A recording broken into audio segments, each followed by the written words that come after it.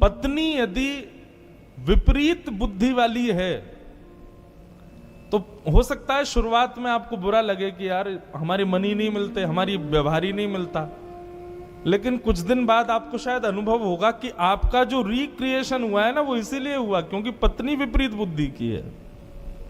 अच्छा, इसका एक उदाहरण दें।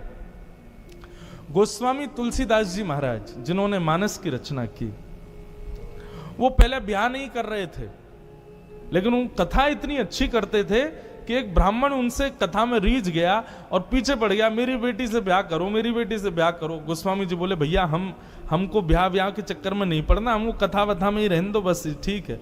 इतने में ही महाराज देवादिदेव महादेव प्रकट हो गए और प्रकट होकर के गोस्वामी जी को कहा कि तुमको उस ब्राह्मण की बेटी से ब्याह करना है, उसी से तुम्हारा मंगल होगा। गोस्वामी जी बोले जब महादेव कह रहे हैं तो इसका मतलब है निश्चित मेरा मंगल ही होगा। गोस्वामी जी ने जैसे ही ब्याह किया, ब्याह के बाद गोस्वामी जी की बुद्धि बदल गई। कैसी हो गई? राम जी की जगह पत्नी में ही आसक्त हो गए। अब तो 24 घंटा उसी को निहारना, उसी को देखना। कथा कहीं होती तो बस यूं रहता कब पूरी हो मैं जाऊं और अपनी पत्नी से मिलूं। इतना प्रेम अपनी पत्नी से करते।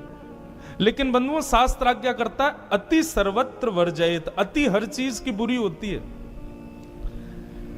पहले तो अच्छा लगता था गोस्वामी जी की पत्नी को, बाद में उसको चिढ़ होने लगी। बोले 24 घंटा मुझे ही देखते रहते हैं, इनको बस मैं ही चाहिए। एक दिन छोड़ छाड़ के मायके चली गई। रात्रि में सोए थे गोस्वामी जी, उठ करके देखा तो देखा पत्नी है नहीं। व्याकुल हो गए, विरह कातर हो गए, रोने लगे, कहां चली गई। ढूंढते ढूंढते ढूंढते समझ गए जरूर मायके गई होगी अपने। यह भी विचार नहीं किया कि सामने यमुना नदी इतनी गहरी है, इसको पार कैसे करूंगा। कूद गए उसमें, क्योंकि पल्ली पारी ससुराल थे। शव बहता हुआ आया, यह भी विचार नहीं किया कि मरा हुआ शव है, इसका सम्मान करूं, उसी को नाव बना के बह गए। जैसे तैसे गिरते पड़ते अपने ससुराल पहुंचे। पत्नी से जाके बोले तुम मुझे छोड़ के क्यों आ गई। गोस्वामी जी की दीन अवस्था देख करके पत्नी को दया नहीं आई, क्रोध आया। बोले आप प्रेम करते हो मुझसे? बहुत प्रेम करता हूं। अरे मुझसे प्रेम नहीं करते हो, इस हाड़ मांस के पुतले से प्रेम करते हो आप। कल को मेरे प्राण निकल गए तो क्या होगा? बोले मेरे भी निकल जाएंगे। बोले ऐसा प्रेम यदि राम जी से किया होता ना तो आज राम जी मिल गए होते तुमको।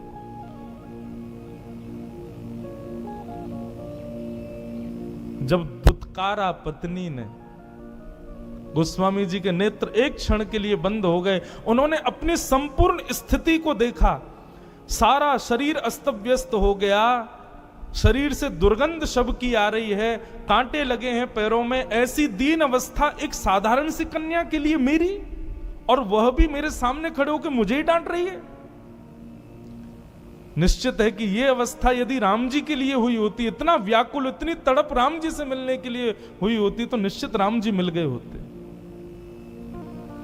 और बस उसी क्षण गोस्वामी जी निकल गए और चित्रकूट के घाट पर भई संतन की भीड़, तुलसीदास चंदन घिसे तिलक तिलक करें रघुवीर। राम जी से मिले। अब यहां पर प्रश्न यह उठता है कि महादेव ने प्रकट होकर क्यों कहा कि तुम ब्याह करो। हम लोग जन्म पत्री मिलवाते हैं, ब्राह्मणों से पूछते हैं कि भाई लाला हमारे बेटा के लिए, बेटी के लिए अच्छा वर वधू होना चाहिए। आप निश्चित एक बात मानिएगा, जन्म पत्री के बाद बेटी लड़का लड़की की बनेगी और उनका जीवन अच्छा चलेगा तो समझो ये सामान्य बात है। लेकिन लड़की के घर आते ही उसकी विपरीत बुद्धि से पति का यदि रिक्रिएशन हो गया, उसकी बुद्धि शायद और कहीं लग जाए, किसी और भाव में आ जाए, तो निश्चित समझना ये संबंध उसी भाव से हुआ है जिस भाव से गोस्वामी जी का हुआ। महादेव ने क्यों कहा कि तुम ब्याह करो? क्योंकि महादेव जानते थे जब तक पत्नी की डांट नहीं पड़ेगी तब तक ये राम जी से मिलने के लिए लालायित होगा ही नहीं। इसलिए महादेव प्रकट हुए। एक गांव में एक तत्ववेत्ता रहता था, तत्व चिंतक। उनकी पत्नी बड़ी खतरनाक थी, मारती थी उनको, गांव के सामने पीट देती थी कभी कभी तो, लेकिन वो तत्ववेत्ता थे, सब उनका सम्मान करते थे। एक गांव का बालक, उसका पूरा परिवार उसके पीछे पड़ा था, ब्याह कर लो, ब्याह कर लो, ब्याह कर लो। तो उसने बहुत मना किया। अंत में जाके उसने कहा कि ऐसा क्या बहाना लगाऊं कि मेरा ब्याह ही ना हो। तो उसने कह दिया, यदि वो तत्ववेत्ता बोल देंगे कि ब्याह कर लो तो मैं कर लूंगा, क्योंकि उसको लगा वो कभी नहीं बोल सकते। उनकी पत्नी इतनी खतरनाक है, वो सबको यही राय देंगे कि भाई तुम भी ब्याह मत करो। गांव के सब लोग गए तत्ववेत्ता के पास, जाके बोले हमारा बेटा ब्याह नहीं कर रहा, कह रहा आप कहोगे तो करूंगा। बेटे ने कहा, कहिए भगवान मुझे ब्याह करना चाहिए कि नहीं? बोले बिल्कुल कर लो, अभी कर लो, इसी वक्त कर लो। बालक बोला, आप कैसे कह सकते हो? आप तो खुद दूध के जले हो, छाछ फूंक फूंक के पीनी चाहिए और दूसरों को भी बोलना चाहिए ऐसा ही कि फूंक फूंक के पियो, जल ना जाओ। लेकिन आप तो मुझे खुद जलाने के लिए ही आज्ञा दे रहे हो, आप कह रहे हो ब्याह कर लूं। अरे नहीं, आप जैसी पत्नी मेरी आ गई तो तत्ववेत्ता बोले, देखो तुम्हारे मन के अनुरूप पत्नी आ गई तो बढ़िया, खुशी खुशी जीना।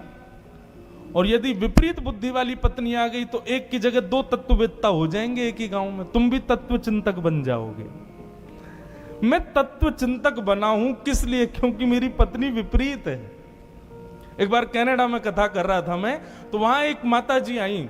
माता जी तो नहीं थी, थोड़ी युवाई थी, लेकिन ब्याह नया ही हुआ था उनका। बोली, महाराज जी मैंने इतने सोमवार व्रत किए, मैंने शंकर जी को इतना दूध चढ़ाया, इतना ये किया, ब्राह्मणों ने जो बताया मैंने सब किया, मेरे पति बिल्कुल विपरीत मिले मुझे। मैंने कहा मां, मैंने उनको भी यही कथा सुनाई। मैंने कहा देखो, पति यदि मन के अनुकूल मिल गया होता तो पूरा मन पति में ही लग जाता। पति मन के अनुकूल नहीं है, इसलिए आप कथा में बैठी हो आज। अनुकूल मिल जाएगा तो पूरा मन उसी को दे दोगे। प्रतिकूल मिला तो जितना थोड़ा बहुत मन बचा था वो ठाकुर जी को दे रहे हो ना। इसलिए प्रतिकूल मिले तो कृपा, अनुकूल मिले तो कृपा, प्रतिकूल मिले तो ज्यादा कृपा। इसलिए प्रसन्न रहो भैया। होई सोई जो राम रचे राखा। ठाकुर जी ने सबका रचा हुआ है, जिसका जैसे जहां जैसे होना है होगा।